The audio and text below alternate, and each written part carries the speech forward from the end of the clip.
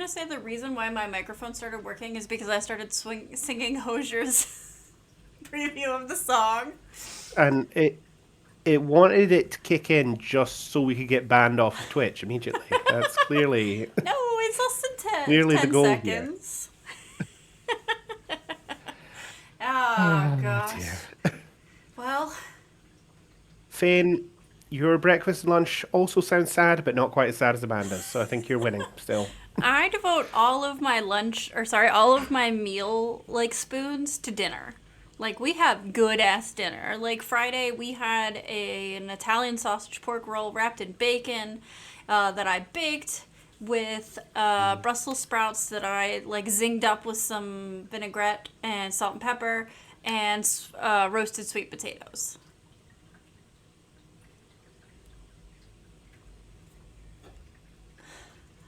Really off topic. Yeah. So, but we are Hello, live. everyone. Welcome to Goblin Lit. Where every week, uh, Streamlabs is the real goblin here, let's be honest. Every single week. So, Without fail. this time we are talking about Graceling by Kristin Cashore. Yes, it is her debut from 2008. Cashore? Yes, her debut. And it was very firmly a debut novel. Like, reading it, there was a lot of stuff that made me go, oh, this is a debut novel. Right, okay. Yeah, definitely. Like, no shade to her. We've all had a debut novel. It's always, like, everyone has the same experience of it. I'm not faulting in any way. Yeah, I don't really think the fault lies with Kristen. I think that okay, so let's talk about the medium because I don't like the good, the bad, the ugly, but like the middle here, the like big meaty part of it is that the editing's bad. She needed a good editor, someone to be on her side to be like, babes, this last 100 pages, nix it. I know we're trying to hit word count. I will go to the battle for you for this not having the word count of this last 100 pages if you don't make us read this. What of an anticlimax? I mean, the actual climax was an anticlimax, and then you had the 100 pages after that in which very little happened. Oh my god. Right. That Okay. sounds like an So exhausting week, Fane. Thank you for sharing. that does sounds like way too much work. But do you want to summarize the book or do you want me to? Um,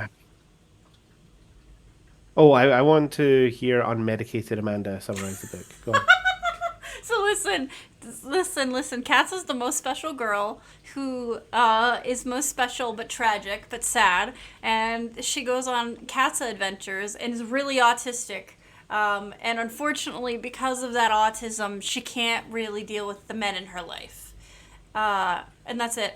Oh, do you want to know something really funny? You're gonna laugh really hard, Gray.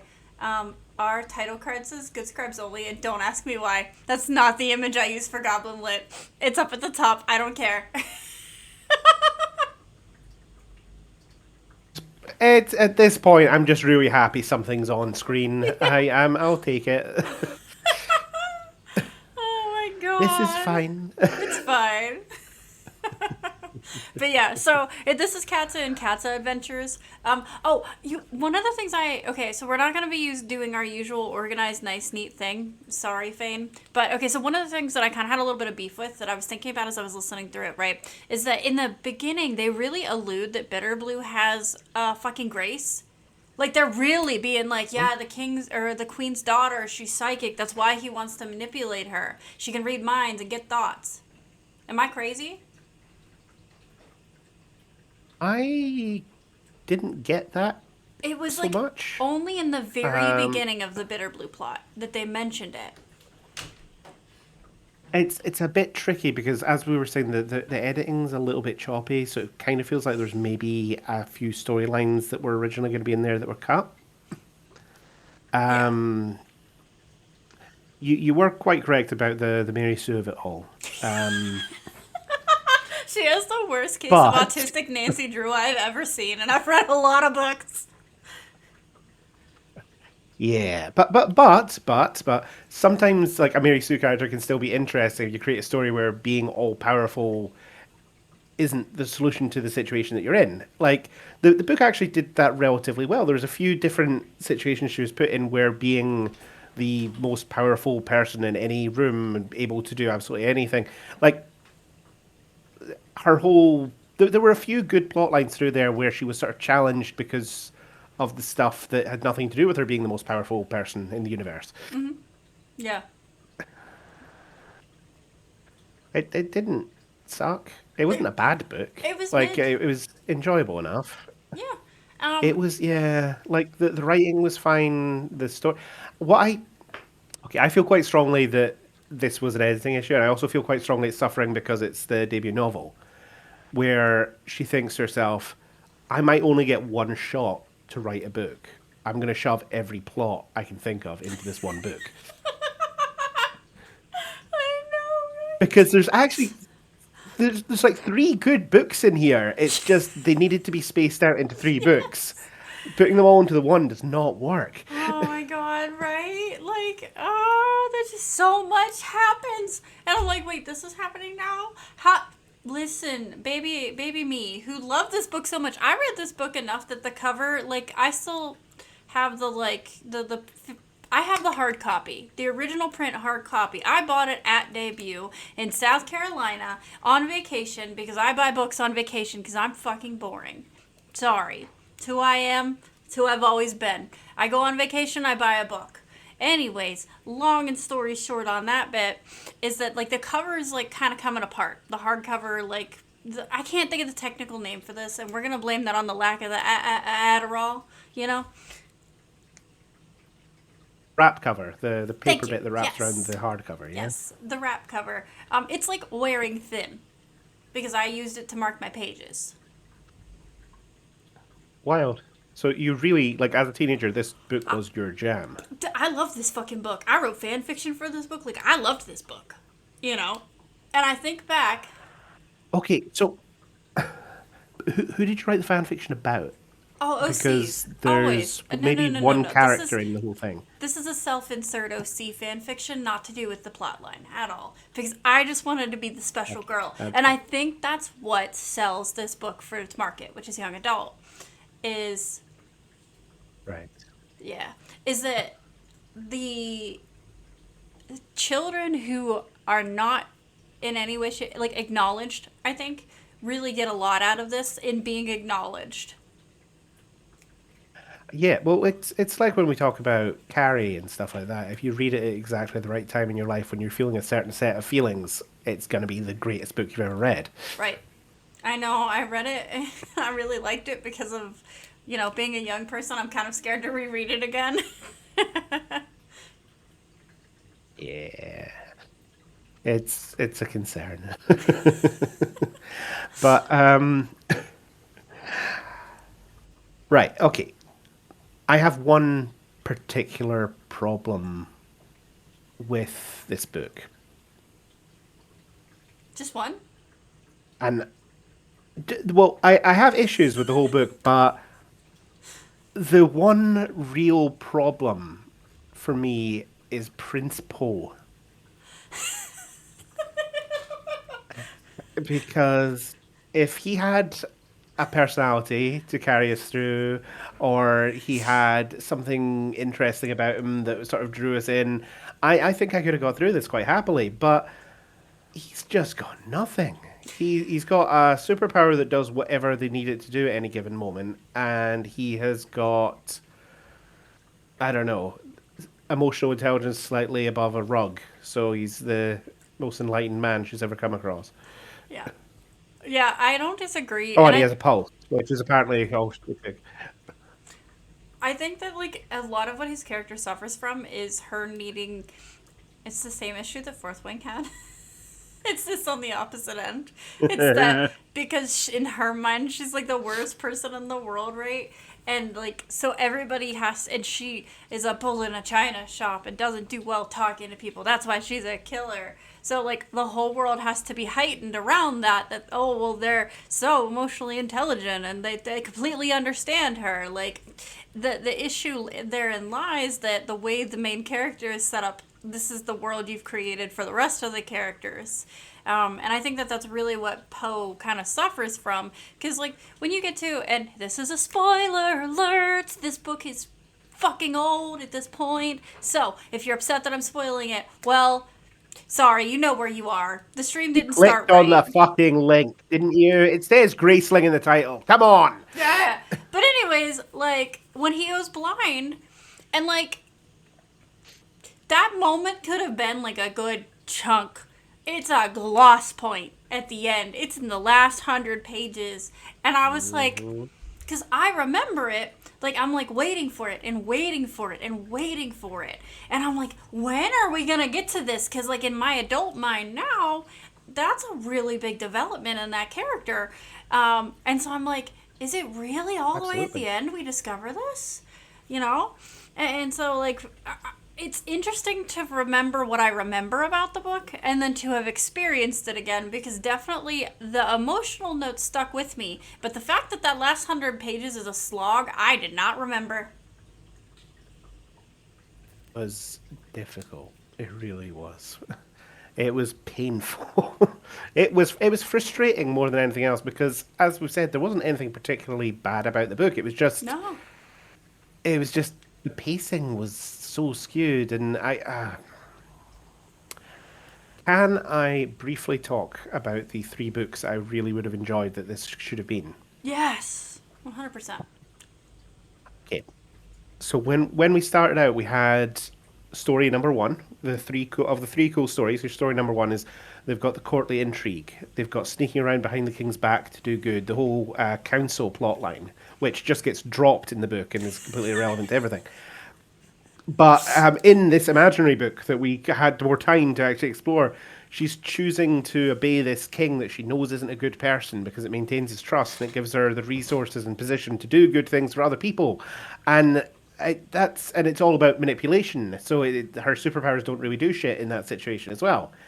And it could have been this amazing, long, slow arc of her realizing she doesn't have to be a brutal murderer for this king, so that she could, do good in the world, where she slowly realizes, no, I can stand on my own and be my own person. And unfortunately, what happened instead of that long arc of realization was she had one conversation with Prince Poe, generic love interest guy, and he was like, oh, actually, you don't have to do what he says. Oh, you're right. Thanks. I never noticed that for the 20 years before you showed up. Yeah, great. 18. They do make a point to note that she's 18. Yes, I apologize. That definitely makes Prince Poe a lot less creepy. All right, book number 2. Amazing book number 2. Amazing book number 2. Someone whose power is making everyone believe whatever they say. And this would actually work perfectly as a sequel to that first book, where she comes into her own power and then she's suddenly face to face with this, terrifying new force. Someone whose power is making everyone believe whatever he says, the lies rippling out through every retelling. In terms of high concept fantasy, this is excellent. This is a really cool 12 out of 10. thought experiment. How do you deal with that? Yeah. How do you work out a solution to this problem where your superpowered main character is just as susceptible to his powers as everything else? Like, if he says to her, oh, actually, you're on my side, that's amazing. That's suddenly... he has the most powerful, can do anything Mary Sue character on his side. It would be such a fascinating story.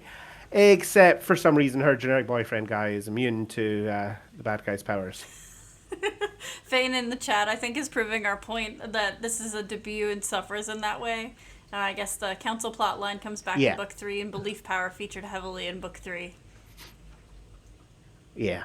Again, this is a problem. You can see the bones of really cool stories in here, but they never really get a chance to develop because the whole thing's so rushed out. Mm-hmm. And then your third cool book, of course, is whatever the hell's going on with the boyfriend, learning to trust again and let go of the walls she's built around herself, because her whole thing is her power is survival. So it would be quite interesting to have her fall in love and start wanting more than just survival. You know, this idea that she actually wants to be happy and surrounded by people she can trust and having personal connections and all the things that are more than just survival. And then there's the whole thing with, as you were saying, him going blind. You know, you take this person who's super capable to the point that they're the only one that's ever matched the main character, and then giving them a disability as a result of their adventures together, and making it so that she has to sort of grow as a person and start taking care of someone else instead of it just being about her survival. It's about putting someone else first. And then, no, wait, never mind. His Amorphous does everything. Superpowers cured his blindness. Yeah, like within like 10 pages. Story's done. Within the same page as him declaring he's blind, he's already fixed it. Yeah. Which it was definitely frustrating in those moments because I'm like, this could have been so good. You know? You can see the good book peering out from that. It's like one of those 3D images. Like you stare at it for long enough, you see it start coming out towards you, but it's just not there. Yeah. And like it wasn't a bad book. Please don't get me wrong. Like I still definitely can see why I loved this book as a kid. As an adult, I can still very much enjoy a lot of the stuff in it. It's just like sometimes you just really wish that this wasn't a debut. I wish this was her like second project that she'd gotten through, because it really feels like if this was the second project she'd gotten sold, it would have been given the ability to grow organically instead of been in the situation it is, which is we must cram every bit of story we can possibly get into this because I've only sold one book at this point. Who's had that debut experience, there is a genuine fear that if you don't put all your best stuff into this one book, you might not ever get another book. You don't know what's going to happen. Yeah. Like the publishing industry is brutal, you know that, and they're addicted to brand new voices. So everyone gets their debut. Most people do not get their second book. Yep. And you can absolutely understand why she made the decision she made, but you cannot understand why an editor didn't say, slow your roll. Yeah. Everything's going to be fine. We can get through this together. We can, listen, me and you, the agent, we can sell the rest of these books. We can do this together. We are a team, you know? Mm-hmm. And so you're looking through it and you're like, all right. The one thing I do want to touch on is like, okay, so the princeling, what's his name, Raffin or whatever? All right, we're going to go for uncalled out queers, he and Ban. It's two science boys being autistic in their little science lab. Those are fucking pair of homos if I've ever seen. Yeah. Homos. I was like, give me my homos. Yes, those two were definitely quite involved with one another. I'm sad because like I wish that we could have gotten more there. Like Ban is definitely just like a name in the book at this point. Like we know he's essentially like the little extra rat. Book 3 and 4. Yep, that makes sense. It all adds up. Can we call him or can we call him? Yeah. we should put a bit on here, a segment that's called Spot the Homo. But I think it would be taken too out of context without knowing. I think it would be taken out of context. And I also think the alarm would just start ringing the second our cameras turn on. So I don't think it's going to work very well. Yeah, you're right. But like. It was interesting, like the I feel like there's definitely a lot of moments that can be taken from like classical kind of like stories, right? So like with the King Lear thing, like that's giving Odysseus and the Sirens, right? That's what it's giving there. Like the Raffin thing reminds me of it, and you're gonna have to fucking just forgive me once again because I can't fucking remember. I took a whole class on this bullshit, which was like the War of the Roses, medieval England bullshit. I don't remember any of it. That was 10 years ago. I'm old. Anyways, shut it. Don't. Anyways, but it was like he was a young prince and he died in battle and he was like much more successful than the king, some bullshit. I don't remember. Here's what I know. Tom Hiddleston played him in a like play thing, in the like a reenactment play, and it's driving me bonkers that I didn't look this up ahead of time. Henry the 5th, I don't Yeah, know. I There's think you're with the describing a lot nickname, of right. yeah, he's got a nickname of like Hal. Young, popular King War of the Roses. Again, listen, Hang on, guys. this is I'm a lot of googling. content at once that I took in. Richard of York. Richard of York was the Duke of York in the War of the Roses. He was much more popular than the king. Yes, he dies. Yes, right. Yep. See, and that's what it's giving. Yes. It's giving like notes of that, of like, okay, well, he's beloved, and like again, from like when we think about the political intrigue aspect of this, which, I, you know, Roy G. Biv has a very special place in my heart. I once wrote a whole Attack on Titan fan fiction utilizing that acronym as the structure for it. You didn't have. Because they're gay. That's why. It's the rainbow. Which, by the way, Dear. as a small aside, my therapist read that, didn't pick up on that at all. She was like, I like the colors. And I was like, yeah, because it's a rainbow, because they're gay. And she was like, what? Now, mind you, she's a 60-year-old lesbian. Those two are gay. Well, she knew that part, but like the like overarching part, she was like, wait, what? I didn't pick up on that at all. And I was like, yeah, it's called prisms because it's a rainbow because they're gay. I'm a child. But when we think about the political intrigue aspect of it, bringing it back, this is what you asked for. You're getting exactly what you asked for today. This is what happened. I know. I'm having a great time, don't? But I think that like The political intrigue.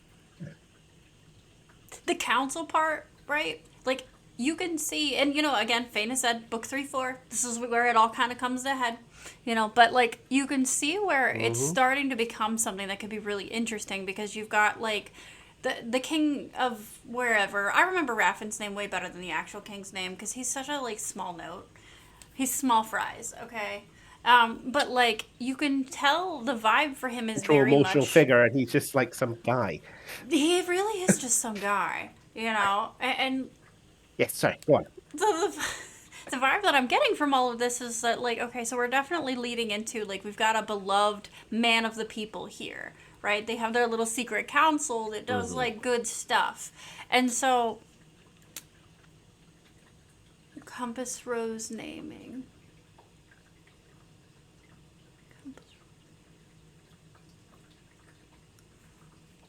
No, what? Carry on, Fane. Oh yes, yes. Midlands. Oh yeah. I'm not gonna lie, I had to pause the book spotted more. and have like a good giggle at that. I was like, you know what?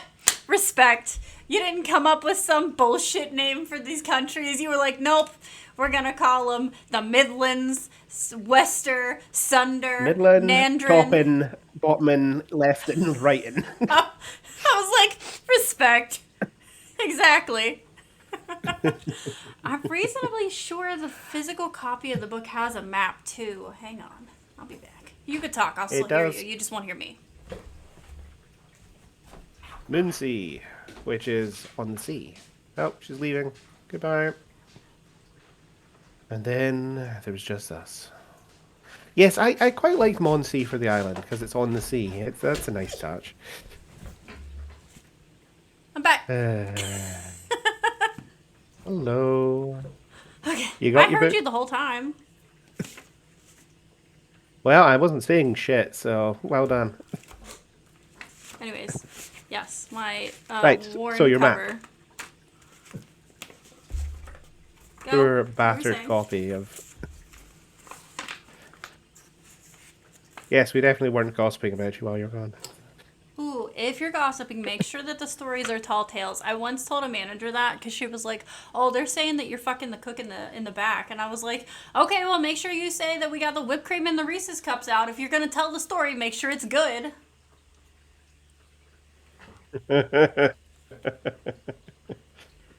Oh dear. You asked for this. But yes, all right. I got Okay, I got my map. Let's see it. Top and bottom and left and right. And yep, that's it. Just about. Pretty much. What more do you need, really? That's... Ah, dear. And, like, I do think Right. we could have seen a little more, like, as always, there's a lot of tell, don't show. And I get sometimes it's useful, but, like, when we think about, like, the different kings and things, like, I do kind of wish we'd gotten a little more of, like, actual interaction. Obviously, this would have meant developing the plot line across several books instead of one. To, like, a lot of what we're told is just what we're told, and we're immediately, through the main actual plot line of this book, told not to trust what we've been told. Which was a nice little twist on it, because up until that point, you were just having to smile and nod and go, okay, we're going too fast. I guess everything you're saying is right. Yep, that's cool. Right. The fact that before they'd even encountered Link, they were able to say to themselves, actually, isn't it weird that he can do all these things, like that everyone thinks he's completely beloved and he has nothing wrong with him? Maybe he has a grace to control people. That just came out of nowhere. That felt like a little bit of a... I'm saying Lek, it's just my accent, Fane. Yeah. Oh, dear. It felt really convenient, I think, is the part that I kind of had a struggle with. There was a lot of moments of extreme convenience throughout the book, and it was quite frustrating. Like, Because, well, we were talking about, well, her power is... Her power is I can do physically anything. And then she is partnered up with someone who mentally can do anything. They can sense anything. They can predict anything that's going to happen. They're, you know, it's out of... His main power, rather than being, you know, his ability to sense things that are going on around him or anything else, seems to be to completely undercut whatever tension there might have been in the plot. Like, he unpicks every knot before you can get into the untangling of it. He just kind of slices through everything with his power, and that's a little frustrating, because it would have been a much more interesting book if you had the time for them to interact and go back and forth and actually solve problems for themselves. yeah. So what Fane said in the chat is that they like that Poe figured out the grace of survival rather than killing. And I don't disagree with that, but I think that the method through which we uncover that, and I know that you had brought this up when we first started reading it, is that we talk a lot about Katza as a killer, Katza as a killer, Katza as a killer. Katza doesn't kill anybody. Not one. And that was very much an issue I took when we first started reading the book, because that was it. I think I was like a few pages into it, and I sent you a message saying, her grace isn't for killing. She hasn't killed anyone, and if her grace is only for killing, she couldn't be doing all this other shit. Right. And like that part that I think that So, kind of robs the character, because if she had, like, on page done some killing, that revelation would have been, I think it would have hit a lot harder. absolutely. And I get that it's a young adult book and you can't go too dark and have your main character be a mass murderer or whatever, but that's kind of what the implication is, that she is a mass murderer. Like, that is her kind of whole storyline. Like, I am a killer. That is what I am. So, yeah, it almost hurts the character to take that away from her. And yet, Fane, I did like that he cottoned on fairly quickly that her grace was survival rather than killing, but even survival doesn't seem like the appropriate word for it, because, I mean, it's not... She does a lot of stuff that is not necessary for her to survive. Yeah, that was another part that I kind of took a little beef with too, is that, like, you don't need all of your... So, like, she goes through a lot of harrowing physical events, but we don't see, like the lion. Like, the lion attack in the mount. Yeah, definitely plot armor. The thickest of plot armor, right? And that My should grace is be... plot armor. Yeah. Yeah. But, like, that scene, like, we could have seen, like, a permanent change to her character in a way that some authors are not afraid to do, to the point where you get to the end and you're like, oh my god, what happened at the end of this book and this character that I've been rooting for the entire time? But I think that it can be a really impactful thing to kind of talk through like the whole survival mechanism, and that like no, you don't need all your fingers and toes and all of that for survival. And it's an aspect of the story that I think goes underloved in that she's surrounded with such thick plot armor, right? This is it. It's almost like everything's too abstracted. Like she never has to deal with the consequences of anything because she has her grace and he has his grace, and they both sort of snip away whatever interesting things are happening around them. A little bit, yeah. Like, especially, I don't know. I think the thing that really got me with Poe is Sad Boy Poe at the end.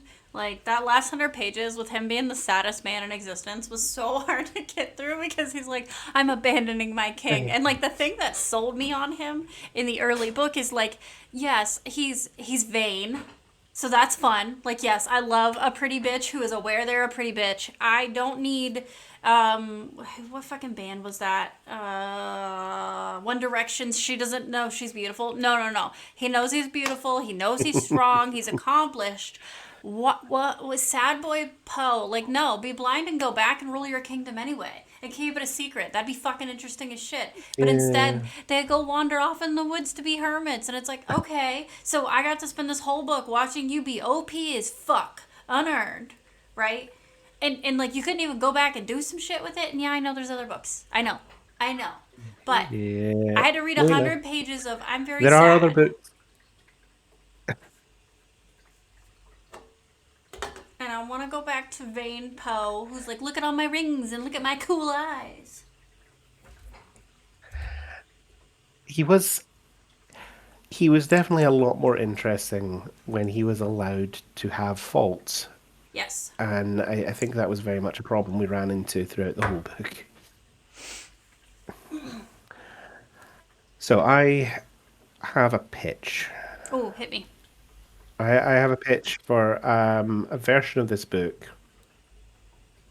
It's still this book, and it's still written the same way and all the rest of it, but it's still like commercially, it's not me going off into some weird little niche and saying, "Oh, this would make it a beautiful artistic project." No, this is still like a commercial idea. The council in this setting were a really interesting idea. And not necessarily just because they were opposing the kings or whatever else, but because in this particular setting, we have individuals wandering around who have so much power condensed in them that they could completely upset the whole geopolitical landscape with their powers. I mean, people that and because of the way that the setting is set up, wherever they happen to be found or born or whatever, they'll fall under the sway of one of the kings, unless there was, say, some secret underground council collecting information on the Grace and trying to get them out of from under the king's noses to make sure that the balance of power doesn't tip too far, and maybe using the superpowers of the Grace people that they'd rescued to make things better for everyone. The council could have been fantasy X-Men, is what I'm saying. We could have had Yes. fantasy X-Men, and you could have dipped into the darker side of things with MC having to choose to eliminate certain Grace people because their powers are too dangerous and there's no way to get them out of whatever situation they're in. There's the bones, again, of a really cool story there. And then it also sets up Link and Lek, even, sorry, where he's this a graced king with mind warping abilities, and they're sending in agents. They come back converted to working for Lek, and it an underground spy ring council would be uniquely positioned to recognize that there's actually a threat there, which is something that some random guy wandering around just shouldn't be able to do. Like he I did not have enough information and context for that. I think what Fane is telling us is that we apparently needed to read book 3 and 4. Yeah, what it's sounding like is this book should have been, yeah. They maybe should have pulled some of the third book stuff forward and pushed some of the like a lot of what's happening here happened too quickly. That's what it boils down to. Yeah, I don't disagree. We could have definitely spent And it, oh, don't even get me started on how long it takes them to leave the Midlands and like listen. that should have been one book. Being in under her uncle's thumb, being trapped in there, that should have been one book. your second book, you can have your whole Lex storyline, or even push that back to the third book, because by that time you'll have enough time for the Poe relationship to build up. She falls under Lex power. He tells her to kill Poe. She won't do it. She breaks free of his control. There's actually emotional stakes there, as opposed to, oh my god, the death of Lex was the biggest anticlimax in the whole book. I It was know. such a letdown. It was the most violent scene in the book and over in 3 sentences. Like, we've literally, the body is going cold. We are having dinner. Like, That was it. It was just like, done. Yes, let's all sit down, have a polite conversation, and work out what happened. work out what happened. Also, please let the small people come clean up this mess. Like, Fucking unreal. yeah, like it definitely didn't escape me the kind of like level of that, and like it wouldn't be as noticeable that like just quick like have somebody else clean it up if we didn't spend the whole book having Katza be like champion of the small people, of like the little person. Like Yeah. that scene could have been like It was really wild how pivotal. quickly she just fell into it. Yeah.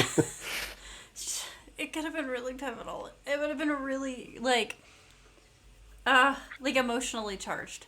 Like the book Yep. suffers from a lack of stakes. Again, yeah, and we're talking about things being emotionally charged. I think that's again what we kept on running into. Every time there was a situation where things could be emotionally charged, it just got cut off at the knees. Like the confrontation with Lek could have been a very dramatic and interesting thing, but it was just cut off at the knees. The Paul going blind could have been this huge dramatic thing. It was cut off at the knees. It was like she was almost scared to make it a melodrama. She was scared to have the emotional stakes high enough that we'd actually respond to them. And I don't know if that's meant to be reflective of the character that we're viewing things through or what's going on, but Fane in the chat is asking if it's a book we should have left in our childhoods, and I disagree. I think it was definitely well worth reading as an adult. I think it was Yeah. a good book. It was just a book that suffered from a lot of editing problems. And I have no beef with Kristin Cashore at all. Like this isn't like some of the previous books we've read where I would fight them on sight. This was a good book and it was Yeah. written well and the setting's interesting. You know, there's enough going here that I would have quite happily read a fair few books in this series if they were more self-contained singular books. Yeah. I don't disagree. Like I really think that there's a reason why she was given more books, and it's that the story we're working with here is at its core it's good. It's just this particular work is well, this first one's rushed. It's a debut. Like we're definitely not sure that we were selling the whole series Yeah, when we sold this first book, and absolutely. it's not fair to the And book, there to be are other. honest. No, it's really not. And I find that with quite a lot of other stuff as well. Like you talk about some fairly popular series where they get good in book two or three or four. Yeah. And I ain't got time for that anymore. I'm an old man. I'm going to be dead soon. I Oh, can't be shut up. starting reading through like three books. But I can't. I don't have the time or the energy to read through three shitty books to get to the good ones. I don't. There are too many good books in this world to waste time reading bad ones. Yeah, which is fair. And like again, not to say that this is a bad book, but just that like the amount of times this ends up being the issue is that the first book just was not given enough space to breathe, enough space to like be. Yeah. And you know, like I think to N.K. Jemison's debut, which was the Inheritance trilogy. If you read the first one, it's a little rough. Like especially, Mm. I started N.K. Jemisin with the Broken Earth series, which Mm. incredible, Very, very different experience. Yeah. very different. But I think we, we talk about it a bit when it comes to like painting and stuff as well. We were talking about this the other day, where it's the having experience doesn't make what you're writing better. It makes you have the confidence to keep on pushing through because you know at the end it's going to come out better. And I feel like that what's happening with this is she hasn't had the maturity or the time or the practice essentially to know, hey, if I just let this cook a little bit longer, it's going to come out perfect. Exactly. Jesse, we need to cook. Like that's what it comes down to, Yes, though. Kristen, we need to cook. Truly, like this. I just think like especially the way the world of. Don't worry, I got it. I had to approve that comment. That was neat. um, but like, sorry, while I'm being a child for a second, I think too, like, especially when I think of like the Broken Earth series, right? Like how cooked that is, Mhm. right, and layered into it. And I think about Yeah, this, and I think like we could have had something as good as that first book if this had been her second series she'd sold. honestly, and that's why I kind of hate the whole debut culture in publishing, because it does drive everyone to push out these debuts constantly and dump their other authors into the mid list or just drop them entirely, when the experience of doing your earlier books is what gets you good enough to be producing really well developed pieces of fiction. I mean, I'm so blessed that I managed to like sell my earlier books to like independent presses and things. So I got that experience and I got to go, okay, here's what works, here's what doesn't work. I've got to work with an editor, all this stuff that you need to become a better writer. And to produce, I think, the books you want to produce, because you can tell in the writing of this, like, this is ambitious. This, when it came out, like, the concept was absolutely, remember, it came out in the height of, like, the space between Twilight and the Hunger Games, right? This is where it Yeah, came out. This was fresh. This was different. This was outside of all of that. It gave a very adult perspective. Like, because if you think about, again, the context is this is a YA novel, and you think about, you know, your Twilight or your Hunger Games, right? It definitely broke the mold of the space at the time. Like, I remember picking this book up and absolutely. just by the cover, being like definitely I want to buy this. And then I read the also Hmm. sword. Of course, it's got swords, so you're sold. Yeah, absolutely. Are you kidding me? Sword or a dragon. That's all it takes. Pretty much. Which, you know, anyways, I'll tell you I have things to say about dragons, but that's not for this one. um, I'll tell you about that later. But you know, like when I think about it, like, and I'm looking back through it, and I'm trying to remember, like, I was in a Books a Million. That's where I was when I picked this up. You know, and my nana was right there with me, which wild, I know. But you know, like this was different than all of that sort of experience. Those that.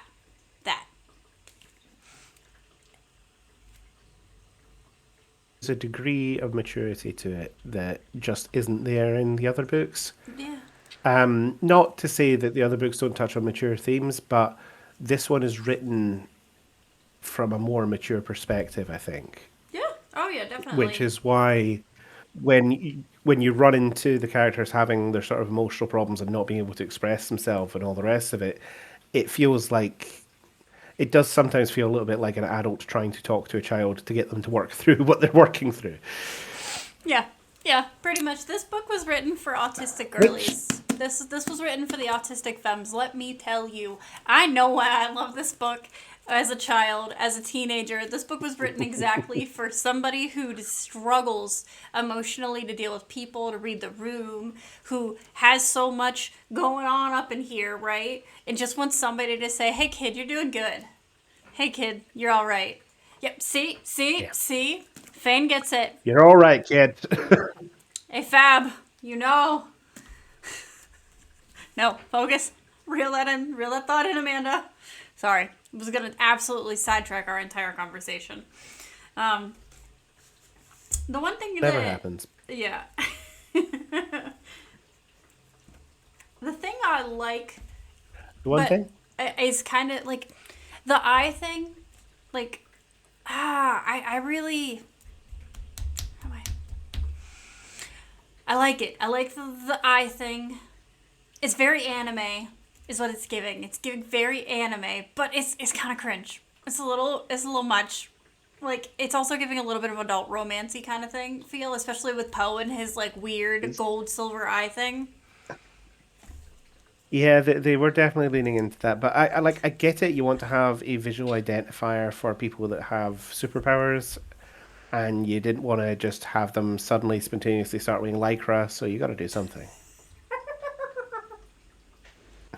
But like the And honestly, green-eyed, it blue-eyed killer girl. If I heard that phrase one more fucking time, I was just gonna be like, you know what? I need a break. Just like the green-eyed, blue-eyed, green-eyed, blue-eyed, green-eyed, blue-eyed. I was just like, with a girl with eyes of the sea. Like oh, that's a good one. I like that one. simple, I green-eyed and was blue-eyed. fond. I You know what? I don't care. I enjoyed it. I liked it. I thought it was a nice, simple way to Oh, I loved differentiate it. these characters from everyone else in the world. I was here I for it. love it. I'm just acknowledging it's a little Yes, cringe. everything's a little like, dude, we write books about kissing goblins and shit. Everything we do is cringe. There's no It's ahead of its time. don't kill the part of you that's cringe. Kill the part of you that cringes. All right. Oh, I agree. I agree. 100%. Like, you've read my writing. You know I love me a good cringe, okay? Oh yes.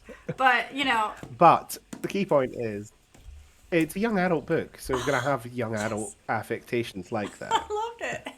And honestly, I think we should just be relieved that she didn't color code like if you've got a red eye, it means you've got fire powers. If you've got a blue eye, it means you've got water powers. All that stuff. Could easily have gone that way. It could have If you're the gone black right down dragon, you're the into. biggest and baddest dragon of all.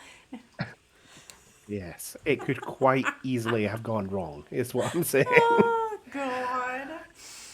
Ah.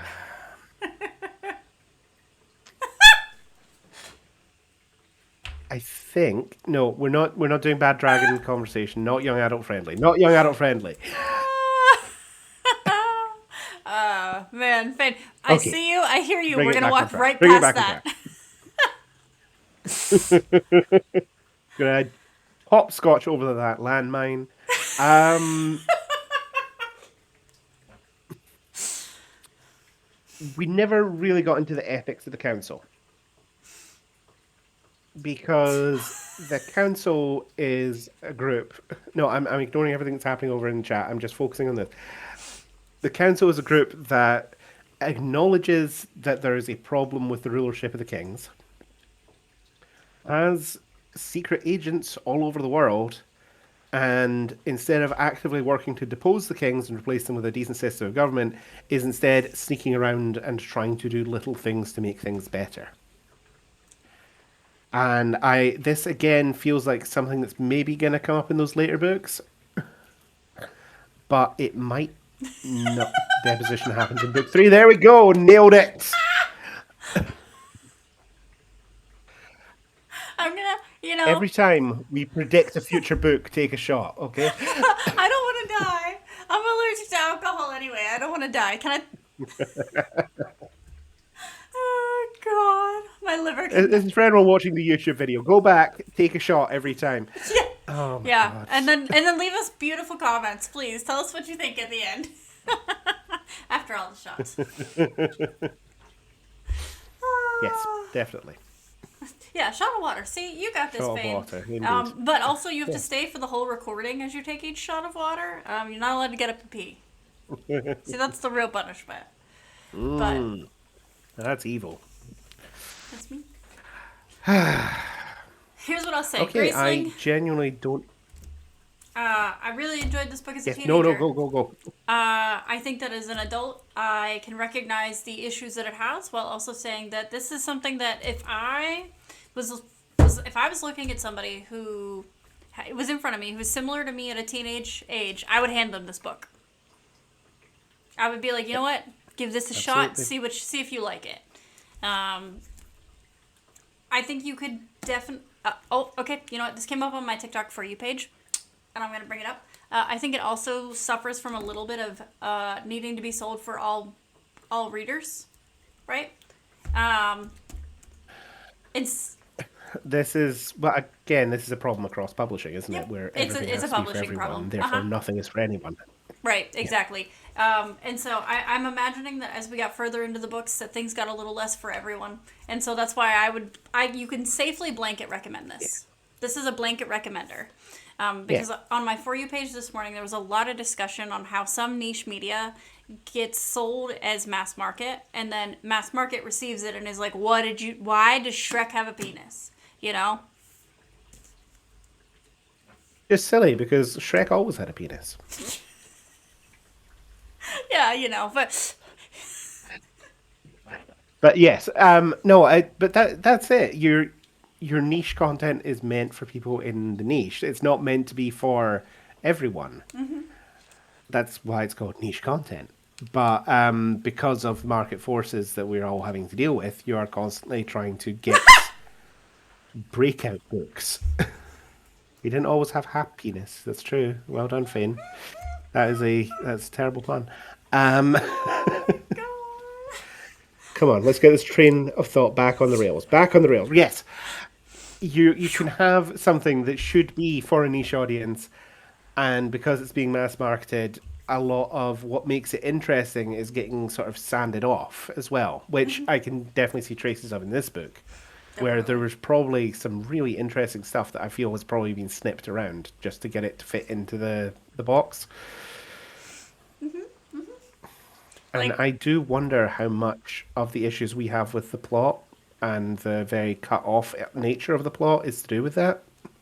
yeah, I think that's definitely it. I think this book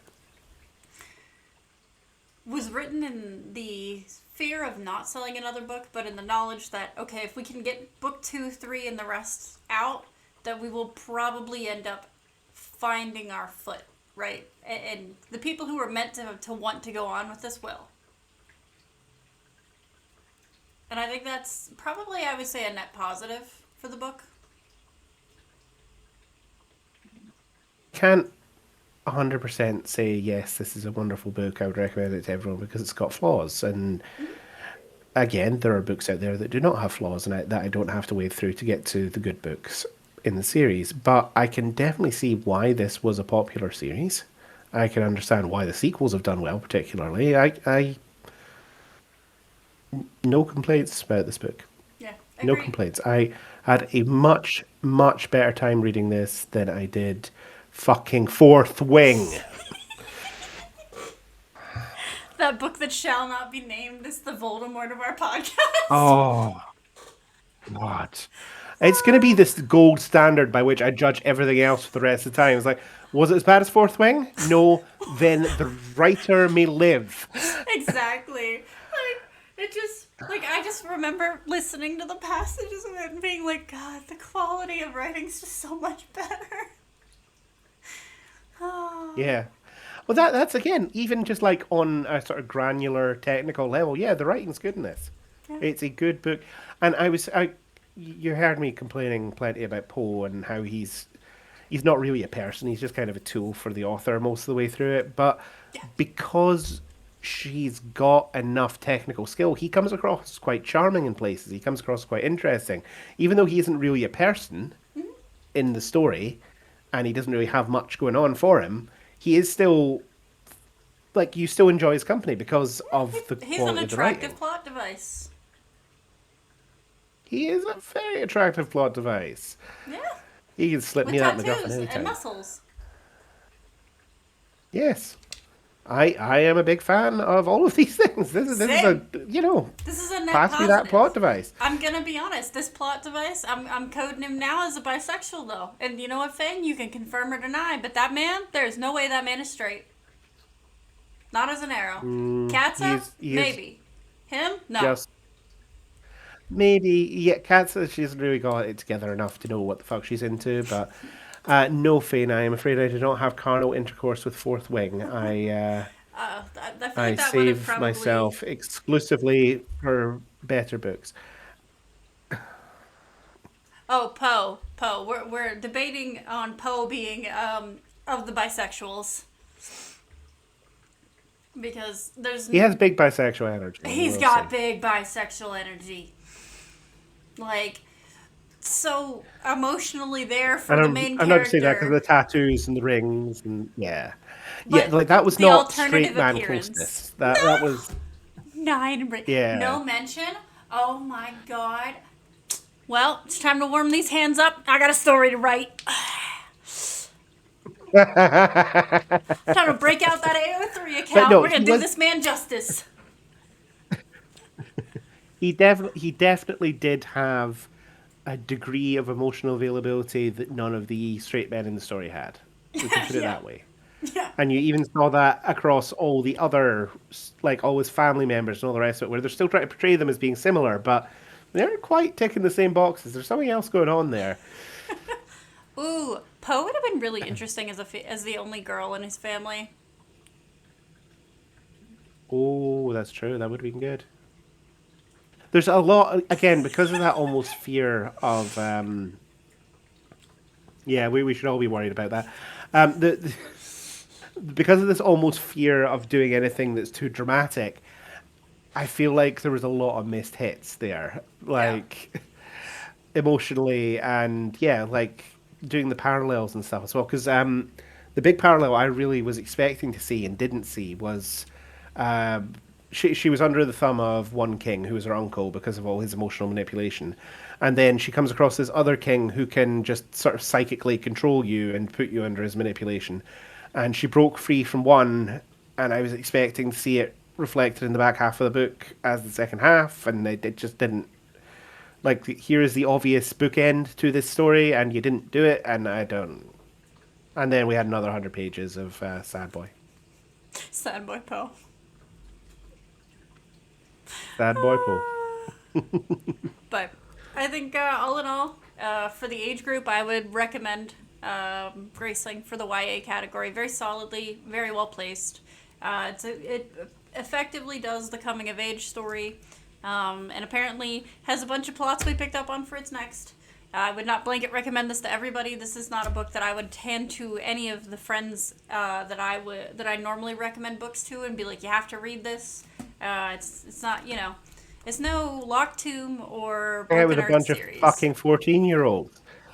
Let me tell you, give this to a sad 14-year-old girl who's struggling to find their place in the world, and maybe they'll be okay. That would work. This book has just reinforced to me why I don't read young adult books. It just wasn't for me. Well written, good story, good ideas, bad editing, but it was a perfectly good book. It's just not my jam. Yeah, understandable. So I'm probably not going to be out there recommending it to people either, just because of that. When we're getting to the end here, closing out, what are we thinking of for next month? Well, I would like to not read another young adult book. And we've been through a few different suggestions, a few different ideas. And it's mostly been, like, up until now, we've been doing quite a lot of ideas from your side of things, I think. Like, you've pitched me quite a few different books, and we've sort of said yes or no or whatever else. So I'm just going to go real quick across to my list of books I've got to read, and I'm thinking of just picking out one and making you read that. Beautiful. Like something properly off the deep end of what's actually in your range of interest. Let's see. Oh, Fane would like you to remember that Graceling was Fane's pitch. I am aware that Graceling was Fane's pitch. Thank you very much for the assist, Fane. And for all that I am like bitching and moaning, I mean, I bitch and moan about everything. Who are we kidding here? That's just what I am. I am a grumpy creature. No, it's fine. I'm okay with being the bad guy. Doing Graceling on Amanda. That's all you, Fane. You get the full blame for that shit. No, I'm blaming Amanda for fucking. You know what I'm blaming you for. You know exactly what I'm blaming you for. Fucking Fourth Wing. Okay, but the pitch was, do you want to read a book we know we're gonna hate? There's a difference between a book I know I'm going to hate and a book that's going to cause me physical pain every time I have to read it because it's so fucking bad. And We jumped right over that horizon. We were skipping stones across the distant horizon. Oh, come on now. Let's pick one of your. Let's pick our next one. Hang on, hang on. Okay, I've got the most fucking autistic book on my list. Here we go. Oh yes. Okay. Speedrunning the Multiverse, a lit RPG cultivation adventure by Ad Astra 339.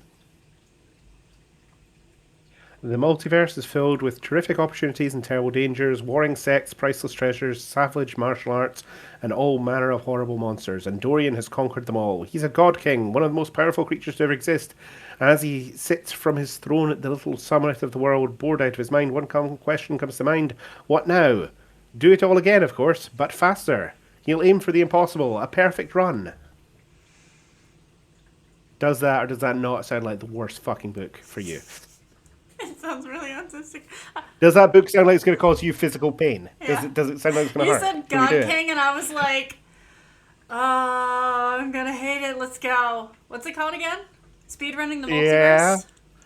Multiverse? Speedrunning the Multiverse by Ad Astra 339. I had this recommended to me by my good friend Luke, who is probably not watching this and probably will never watch the anything. But apparently it is the absolute make numbers get bigger book. Okay, I play Pathfinder. I'm down. Well, oh, Fane is asking for me to suggest a few and see if there's any that are on their list. Let me have a look and see what else I've got on my books I have been told to read. Let me see. The one thing I will I've say got... about Graceling is it reminded me that I read way faster in like a physical book than listening to an audiobook. Yeah, the pace. Yeah, I will say that that was something I did quite enjoy because when I picked up the book, it was saying, okay, this is going to be 8 hours, and it was done in like 4. So I was, yeah, it's not. Right. For Fane, we have Demon's Reign, a progression fantasy epic, Speedrunning the Multiverse, The Path of Ascension by C. Mantis, and I think that's all the lit RPG stuff I've got on my pile just now.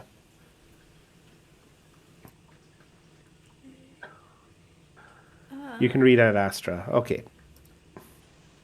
Well, I think that's the one we're going to go for because it is just going to be nothing but crunchy numbers get bigger. And while Okay. that pleases some part of my brain, I also fear that I'm going to spend a lot of the time frustrated with it. And But the I goal isn't have. just to frustrate me, it's to make Amanda miserable. And that's the goal. That's the aim here. I'll be here Numbers on do go bar. Tuesday, and I'm off all week, so. Oh, you're just gonna kick back and numbers go bar on Tuesday then? Okay. Yeah, I mean, my goal for this week while I'm off is to build garden beds. I have a sod cutter coming tomorrow for 24 hours. So, Nice. And yes, you're correct, Fane. It is 3 weeks to read this time, but bear in mind this is a lit RPG book, so there's probably going to be large sections of numbers and things that will kind of fly by. And yes, we are going back to our usual schedule. Next week, we are doing some humble farmer farming. yes. I'm going to try and work out if I can do it on my little Steam Deck thing so I can keep the screen for Twitch chat. If you can, let me know, and I'll get one. But, yes. Yeah, you want to do that? You just want an excuse to buy one, let's be honest. Ah, look, it's my stream wife. Hello! How was the game? Hello, Streamwife. Thank you for showing up.